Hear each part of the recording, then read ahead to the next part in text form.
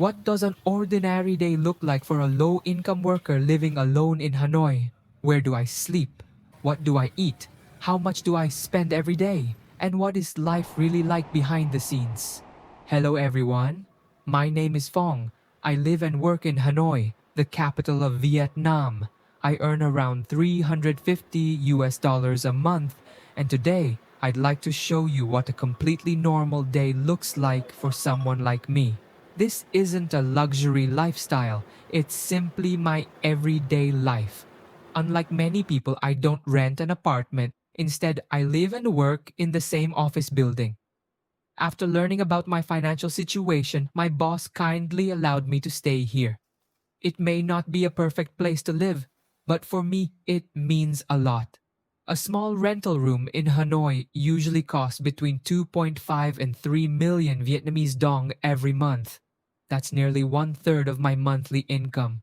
By staying here, I can save that money and send it back to support my parents, who still work manual labor jobs about 70 kilometers away from Hanoi.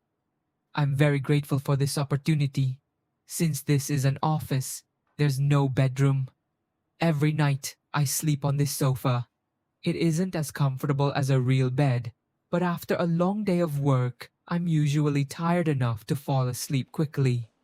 Every morning, the first thing I do is fold my blanket and tidy up my little sleeping space. Once everything is back in place, the office becomes a normal workplace again. It's a simple routine, but after doing it every day, it has become part of my life. After getting ready for the day, I turn on my computer and begin working. Most of my job involves creating content, so I spend many hours sitting in front of the screen. Many people imagine that office work is physically easy. In some ways, that's true, but sitting for long periods also brings its own challenges. Your back gets tired, your neck becomes stiff, and before you realize it, several hours have already passed. One habit that I'm not very proud of is skipping breakfast. I know it's not healthy, but over time it has simply become part of my routine. Sometimes I'm too focused on work. Sometimes I just want to save a little money. So instead of eating breakfast, I usually wait until lunchtime and have my first meal of the day. I wouldn't recommend this habit to anyone, but for now, it's simply the way I live. Time passes quickly. Before I know it, it's already lunchtime. Because there isn't a kitchen in the office, I usually order food from nearby restaurants. Today, I ordered char siu clay pot rice with a few slices of fried egg. One meal like this usually costs around 40,000 Vietnamese dong, or about $1.50 USD. It's affordable, filling, and very common among office workers in Vietnam. Char siu is pork that's been marinated with a mixture of soy sauce, honey, garlic, and several traditional seasonings before being roasted until the outside develops a beautiful caramelized color. The meat is slightly sweet, slightly savory, and very tender. The fried egg adds another layer of flavor and makes the meal even more satisfying. It's not a fancy dish, just a simple lunch that gives me enough energy to continue working throughout the afternoon. Another small habit of mine is watching YouTube while I eat. Sometimes it's a travel video. Sometimes it's a documentary. Sometimes it's simply another creator sharing their daily life somewhere else in the world. Even though I'm eating alone, watching a video makes the meal feel a little less lonely. It almost feels like having someone sitting across the table, sharing lunch with me. After finishing my meal, I take a short break before returning to work. The afternoon is usually the busiest part of my day. Emails, editing, planning, meetings. Little by little, the hours pass. Before I realize it, the workday is almost over. By the time I finish work, it's usually around 5:30 in the afternoon. This is probably my favorite part of the day. After spending hours sitting in front of a computer, my body feels stiff and I really need to move around. Instead of going home like most people, I simply take the elevator upstairs. My office is on the 4th floor, but I usually exercise on the rooftop, which is on the 7th floor. The moment I step outside, everything feels different. There's more wind, the air feels fresher, and after being indoors all day, It's nice to finally see the sky again. From up here, I can look across a large part of the neighborhood where I live. The view stretches far into the distance. Everywhere I look, I see rows of apartment buildings rising above the city. Many of these apartments are worth around 7 to 8 billion Vietnamese dong, which is roughly 270,000 to over 300,000 US dollars. For many families in Vietnam, owning one of these apartments is considered a major life achievement. Below them, you can also see many traditional Vietnamese houses.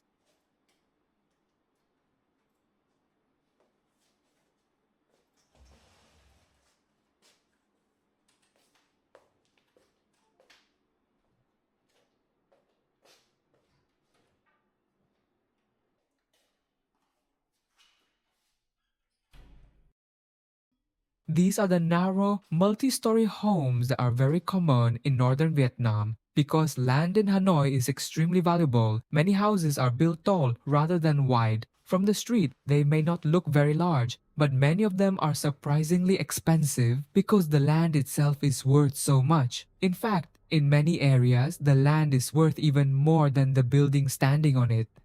If you ever visit northern Vietnam, you'll probably notice this style of house everywhere. It has become one of the most recognizable parts of the city's architecture. Whenever I stand here, I often imagine what life might be like if one day I could own an apartment in one of those buildings, not because I want a luxurious lifestyle, but because it would represent something much bigger.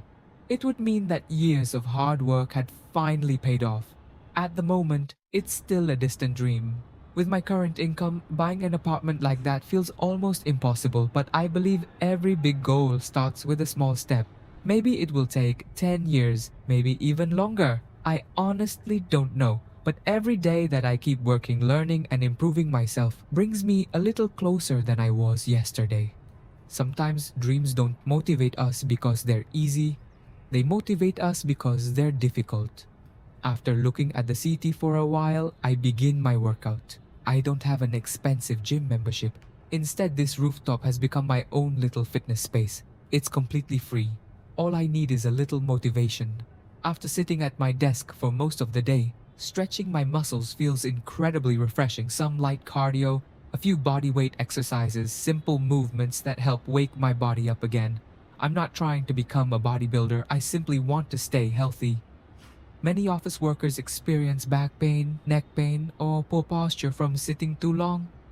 Exercise is one of the simplest ways I know to take care of myself, and because it's free, it also helps me save money.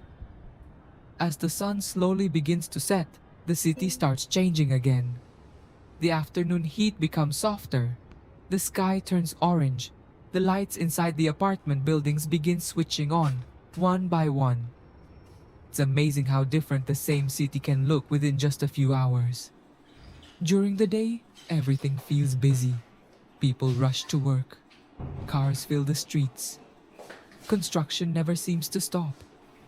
But in the evening, everything becomes a little calmer. Watching the city from above gives me a chance to slow down and think. Sometimes I think about my family.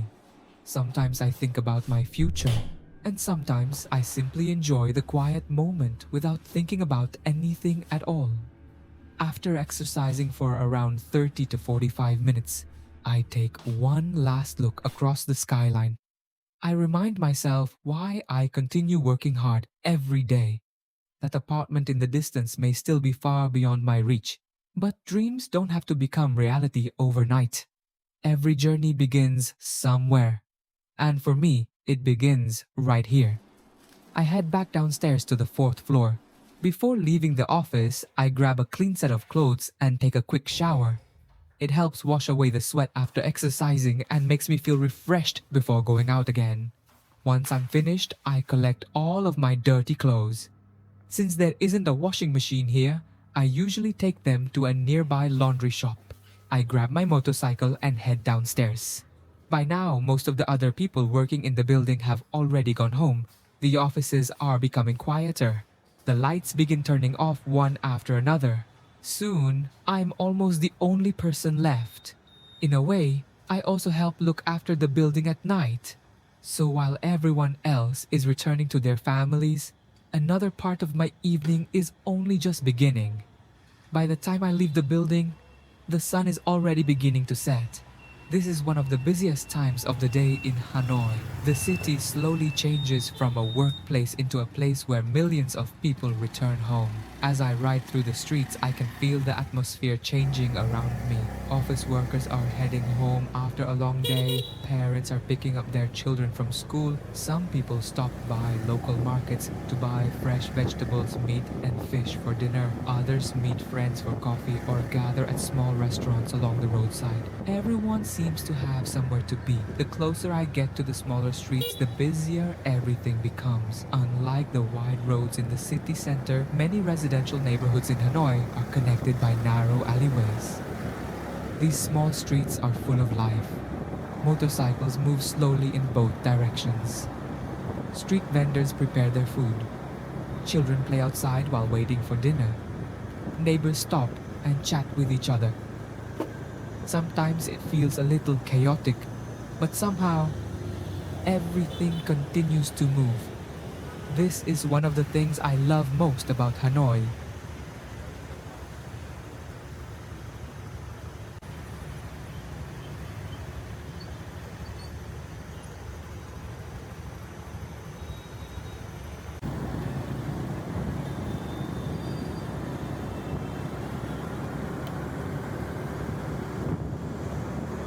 Even the smallest streets are full of energy. My next stop is a neighborhood laundry shop. Since I don't have a washing machine where I live, this is part of my weekly routine. Laundry services are quite common in Vietnam, especially for people living alone or staying in small apartments. The price here is around 20,000 Vietnamese dong per kilogram, which is less than $1. For me, it's a practical solution. Instead of spending time washing clothes by hand after a long day, I can leave them here and pick them up later. Sometimes paying a little for convenience is worth it. After dropping off my clothes, I begin thinking about dinner. I'm getting hungry again. There's a small local restaurant nearby that I visit quite often. The owner already recognizes me. It's not a fancy restaurant, just a simple place where many workers come after work. Plastic tables, metal chairs, the sound of woks hitting the stove, the smell of hot oil and garlic fills the air. This is the kind of restaurant you'll find almost everywhere in Vietnam. Tonight, I decide to order one of my favorite comfort foods, Vietnamese fried rice with pickled mustard greens and beef. In Vietnamese, it's called com rang dua bo. This is a very popular dish among students, office workers, and manual laborers because it's affordable, filling, and full of flavor. Watching the chef prepare it is almost as enjoyable as eating it. First, hot rice is stir-fried over high heat until every grain becomes dry and slightly crispy. Then fresh slices of beef are quickly cooked together with garlic. After that comes the pickled mustard greens. They add a slightly sour flavor that balances the richness of the fried rice. Everything is tossed together over a powerful flame in just a few minutes. The smell is absolutely amazing. When the dish arrives, it's served with a small bowl of soup, a few slices of cucumber, some black pepper, and a little soy sauce if you want extra flavor. Everyone has their own way of eating it. Some people add soy sauce first. Some sprinkle black pepper over the top. Others enjoy it exactly as it is. I usually add just a little black pepper because I like the aroma. The pickled vegetables make the dish taste lighter, while the beef gives it a rich, savory flavor.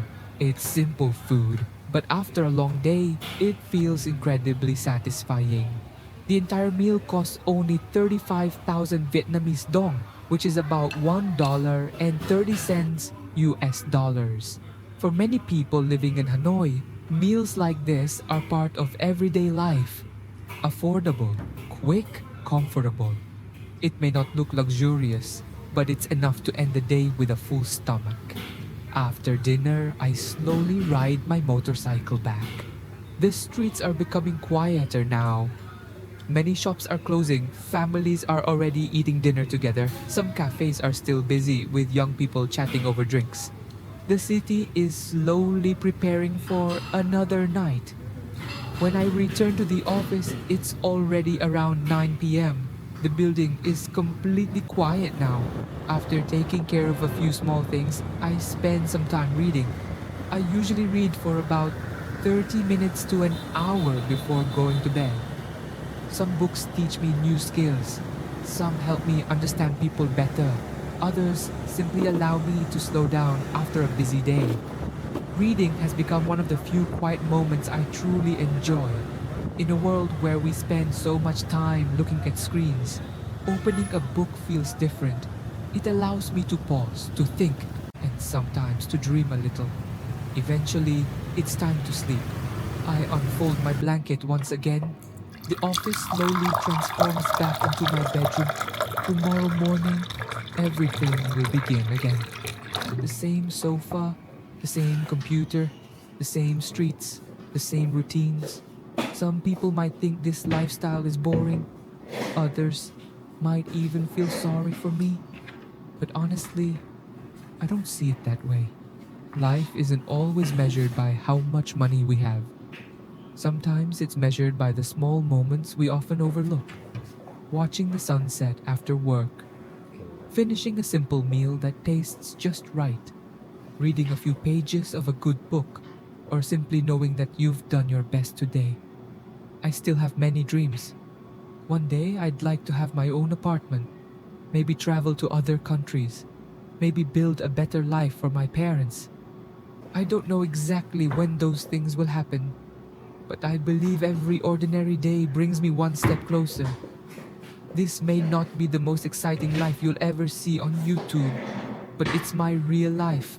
No luxury, no expensive cars, just an ordinary person trying to move forward one day at a time. And maybe there are millions of people around the world doing exactly the same thing. Thank you for spending the day with me. What does an ordinary day look like where you live? Is your daily routine very different from mine? I'd love to hear about it in the comments. Thank you so much for watching. Take care, and I'll see you in the next video.